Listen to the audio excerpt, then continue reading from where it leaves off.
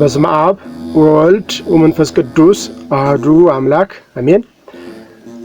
ልጆች እንደምን ወሰነበታችሁ? አሜን። በቸርነቱ በምሕረቱ እስከተጠበቀን የአባቶቻችን አምላክ የሰራዊት ጌታ እግዚአብሔር ስሙ የተመሰገነ ይሁን። እናታችን አምላክ ወላዲተ አምላክ ለእርሷ ምስጋናችን ይድረስልን።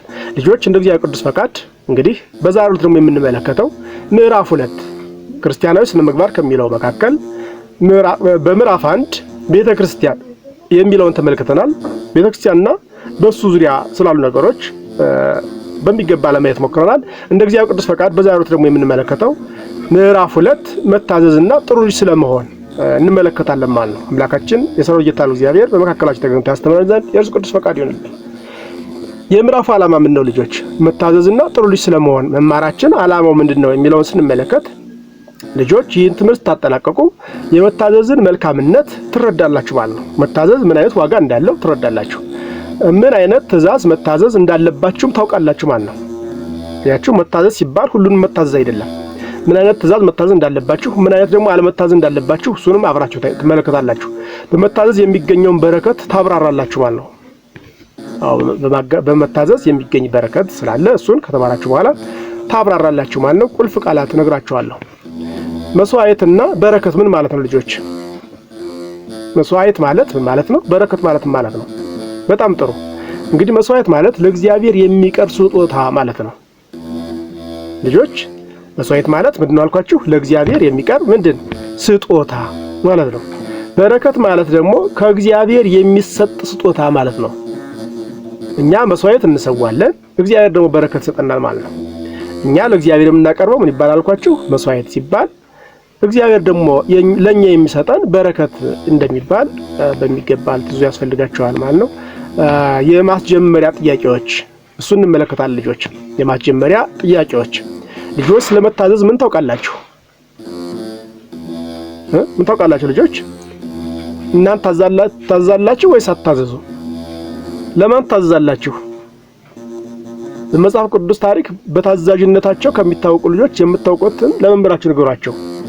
ታዛዥ የሚባሉ እናንተ የምታውቁት ካለ በመጽሐፍ ቅዱስ እስኪ እናንተ ለመምህራችሁ ንገሯቸው። ልጆች መታዘዝ ማለት አድርግ የተባለውን ማድረግና አታድርግ የተባለውን አለማድረግ ማለት ነው።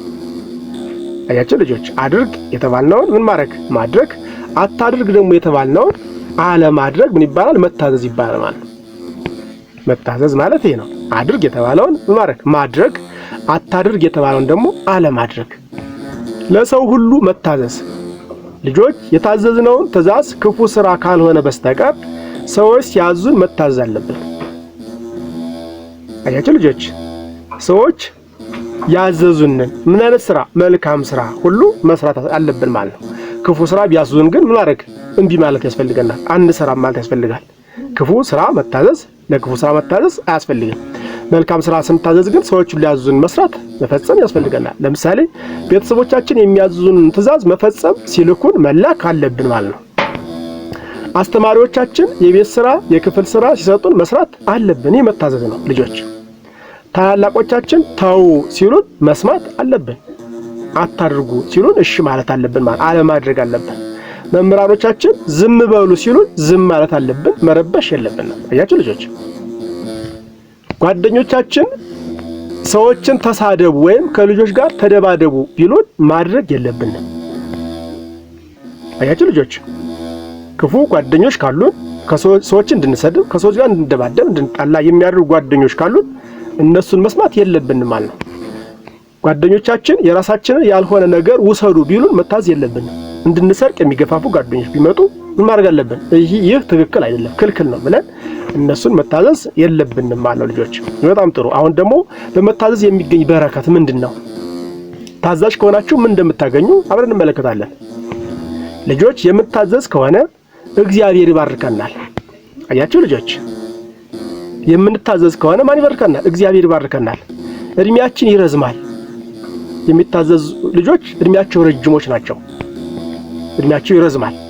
ወላጆቻችን ይመርቁናል፣ ሰዎች ሁሉ ይወዱናል ማለት ነው። የምንታዘዝ ከሆነ ወላጆቻችን ይመርቁናል፣ ሰዎች ሁሉ ይወዱናል። ከመጽሐፍ ቅዱስ ታሪኮች ውስጥ በመታዘዝ ብዙ በረከት ያገኙ ቅዱሳን ሰዎች ታሪክ አሁን እንማራለን ልጆች፣ እንመለከታለን። ለምሳሌ ታዛዡ ልጅ ይስሐቅ ማለትኳቸው ልጆች ታዛዡ ልጅ ይስሐቅ። ልጆች በመጽሐፍ ቅዱስ ታሪክ ትምህርታችሁ ስለ ይስሐቅ በሰፊው ትማራላችሁ። ይስሐቅ ለእናቱ ለሳራና ለአባቱ ለአብርሃም የሚታዘዝ በጣም ጥሩ ልጆች ከመታዘዙ የተነሳ አባቱ ከእግዚአብሔር የሰጠውን ፈተና እንዲያልፍ አድርጎታል ማለት ነው። ታዛዥ ስለሆነ አብርሃም ታዛዥ ስለሆነ ከእግዚአብሔር የሰጠውን ፈተና እንዲያልፍ ሆኗል ማለት ነው። ታሪኩ እንደመሰላቸው ልጆች እግዚአብሔር አብርሃምን በጣም ይወደው ነበር። አብርሃምም እግዚአብሔርን በጣም ይወደዋል። አብርሃም በጣም ደግ ሰው ነበር። እግዚአብሔር አብርሃምን ልጅህን ሰዋልኝ አለው። አብርሃምም በስተርጅና የወለደውን አንድ ልጁን ሊሰዋ ታዘዘ። ወደ ተራራ እንሂድ አለው። ልጁ ይስሐቅም እሺ በማለት ወደ ተራራው አብረው ሄዱ። ታዲያ ከተራራው ግማሽ ላይ ሲደርሱ ይስሐቅ አባቱን የመሥዋዕቱ በግ የት አለ ብሎ ጠየቀ። አባቱም እግዚአብሔር አዘጋጃል አለው። ይስሐቅም እሺ ብሎ አብሮት ሄደ። ተራራውም ጫፍ ሲደርሱ አባቱ ይስሐቅን ዛሬ መሥዋዕት የምትሆነው አንተ ነህ አለው። ይስሐቅም እሺ አለ። ይስሐቅ በጣም ወጣትና ጠንካራ ነበር። አባቱ አብርሃም ደግሞ 100 ዓመት ያለፈው ሽማግሌ ነበር። ይስሐቅ እንቢ ማለት ይችላል፣ ገፍቶ መሮጥም ይችል ነበር። ነገር ግን ይስሐቅ ታዛዥ ስለነበር ሽማግሌው አባቱ እንደ በግ ሊያርደው እጅና እግሩን ሲያስረው ዝም ብሎ ታሰረ። በዚህ ጊዜ እግዚአብሔር የአብርሃምን መታዘዝ የይስሐቅንም ለአባቱ መታዘዝ ሲያይ አብርሃምን ተው አለው። ልጅህን እንዳትሰዋ ብሎ የታሰረ ነጭ በግ ላከለትና ያንን በግ በይስሐቅ ፈንታ ለእግዚአብሔር መሥዋዕት አድርጎ አቀረበው።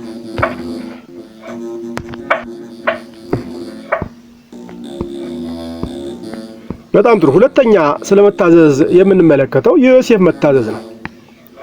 ዮሴፍን መታዘዝ እንመለከታለን። ዮሴፍ ለእናቱና ለአባቱ ታዛዥ የሆነ ጥሩ ልጅ ነበር። አንድ ቀን አባቱ ያዕቆብ በረኝነት ያገለግሉ ለነበሩት ወንድሞቹ ምግብ እንዲያደርስ አዘዘው። የዮሴፍ ወንድሞችም ሩቅ መንገድ ሄደው ስለነበር ዮሴፍ ሊያገኛቸው አልቻለም። ወንድሞቹን ስላጣቸው ተስፋ ቆርጦ አልተመለሰም። አባቱ ያዘዘውን ለመፈጸም ብዙ ጥረት አድርጓል። በመጨረሻም የታዘዘውን በሚገባ ለመፈጸም ቻለ። አባቱ የላከውን መልእክት አደረሰ። ልጆች የታዛችሁትን ትእዛዝ ለመፈጸም ምን ያህል ትተጋላችሁ? ዮሴፍ በመታዘዙ ምክንያት እግዚአብሔር ብዙ በጎ ነገር አድርጎለታል። ክፉ ነገር ሲገጥመውም እግዚአብሔር ረድቶታል። እስር ቤት ሲታሰር አስፈትቶታል። በግብፅ ሀገር ንጉሥ አድርጎ በክብር ሹሞታል። ያቸው ልጆች ይህ ሁሉ ከምን የመጣ ነው? ዮሴፍ ታዛዥ ስለነበር ማለት። ልጆች ታዛዦች ብትሆኑ እግዚአብሔር ይባርካቸዋል ማለት ነው። ታዛዦች ከሆናችሁ እግዚአብሔር ይባርካቸዋል። አሁን ደግሞ የምንመለከተው ልጆች ጥሩ ልጅ ስለመሆን እንመለከታለን።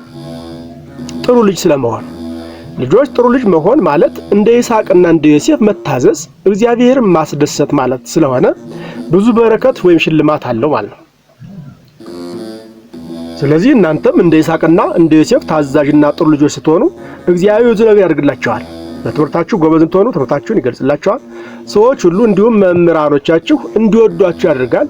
ሌላም ብዙ የምትፈልጉትን ነገር ያደርግላችኋል ልጆች። ስለዚህ ምን መሆን አለባችሁ? ታዛዦች መሆን አለባችሁ ማለት ነው። ታዛዥ ከሆናችሁ እግዚአብሔር በበረከት ያሳድጋችኋል ማለት ነው። በጣም ጥሩ ልጆች። አሁን ደግሞ ማጠቃለያውን እንመለከታለን። የዚህ የታዛዥነትን ማጠቃለያ እንመለከታለን። ልጆች በዚህ ትምህርት አባትና እናትህን አክብር የሚለው የእግዚአብሔር ሕግ ወላጅ አባትና እናታችንን ብቻ ሳይሆን በሃይማኖት፣ በትምህርት፣ በአጠቃላይ በስጋና በመንፈስ የወለዱንን ሁሉ ማክበር መንከባከብ እንደሚገባን በሚገባው።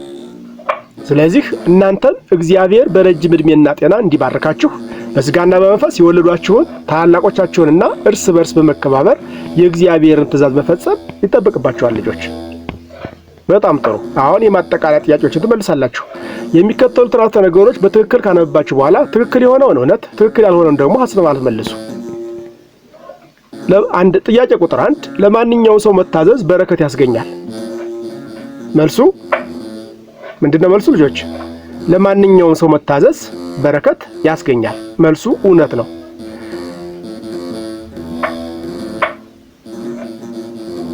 እሺ እዚህ ላይ ተጨማሪ ማብራሪያ የምትሰጡናል? አዎ እዚህ ላይ ተጨማሪ ማብራሪያው ምንድነው? ክፉ የሚመክሩን ልጆች ክፉ ነገር እንድናደርግ የሚያዙን ካሉ ግን ምን ማድረግ አለብን? አይሆንም ማለት ያስፈልገናል ማለት ልጆች። ዝምብላችሁ ለሁሉም መታዘዝ መልካም ነው ሲባል ለሁሉም ክፉ የሚያዟችሁንም ሁሉ መስማት እንደሌለባችሁ ልታውቁ ያስፈልጋችኋል። ጥያቄ ቁጥር 2 የማይታዘዙ ልጆች ረጅም ዕድሜ ይኖራቸዋል። መልሱ ሐሰት ነው። የማይታዘዙ ልጆች እድሜያቸው አጭር ነው፣ ባጭሩ ይቀራሉ ማለት ነው። ጥያቄ ቁጥር 3 ይስሐቅ ወላጆቹ ታዛዥ ልጅ ነበር። መልሱ እውነት ነው ልጆች። ያው ይስሐቅ ለወላጆቹ ታዛዥ ልጅ እንደነበር እግዚአብሔር ደግሞ እንደባረከው ተመልክተናልና መልሱ እውነት ነው ማለት ነው። አሁን ደግሞ አዛምድ ነው ልጆች። በሐስር የተዘረዘሩትን በለስር ካሉት ጋር ተስማሚያቸውን በመስመር አዛምዱ። ሀ በሐስር ያሉ ለመስዋዕት የቀረበ ልጅ፣ ሁለተኛ ለወንድሞቹ ምግብ ያደረሰ ልጅ፣ ሶስተኛ በካህናት እጅ የምንሳለመው። በለስር ደግሞ መስቀል፣ ይስሐቅ፣ ዮሴፍ አለ። ስለዚህ ጥያቄ ቁጥር 1 ለመስዋዕት የቀረበ ልጅ ማን ነው? ለይስሐቅ ነው መልሱ። ሁለተኛ ለወንድሞቹ ምግብ ያደረሰ ልጅ ማን ነው ልጆች? መልሱ ዮሴፍ ነው ማለት አባቱ ሲያዘው ለወንድሞቹ ምግብ ይዞላቸው ሄደ ልጅ ነው ዮሴፍ። ሶስተኛ በካህናት እጅ የምንሳለመው ምን ይባላል? ሀ መስቀል ብላችሁ ካላችሁ ትክክል ናቸው ልጆች። አሁን ደግሞ በቃል የሚጠና ጥቅስ አለ፣ እሱን ትይዛላችሁ። ምን ይላል? እግዚአብሔር አምላክህ እንዳዘዘህ አባትህን እና እናትህን አክበር። ኦሪት ዘዳግም ምዕራፍ 5 ቁጥር 16። እግዚአብሔር አምላክህ እንዳዘዘህ አባትህና እናትህን አክበር። ያያችሁ ልጆች፣ እናትና አባትን ማክበር የእግዚአብሔር ትእዛዝ እንደሆነ ልንረዳ ያስፈልገናል። ኦሪት ዘዳግም ምዕራፍ 5 ቁጥር 16። በጣም ጥሩ ልጆች፣ እንግዲህ እንደ እግዚአብሔር ቅዱስ ፈቃድ ስለመታዘዝ በምዕራፍ 2 ይህን ያህል ከተመለከት እግዚአብሔር ቢወድና ፈቅድ በቀጣይ ጊዜ ደግሞ ስለ ጓደኝነት በምዕራፍ 3 እንመለከታለን ማለት ነው። ጓደኝነት ምን ማለት ነው? ምን አይነት ጓደኞች አሉ የሚለውን በምዕራፍ 3 እንመለከታለን። ለዚያ ጊዜ በቸርነቱ ያድርሰን። ወስብሐት ለእግዚአብሔር ወለወላዲቱ ድንግል ወለመስቀሉ ክቡር። ይቆያል።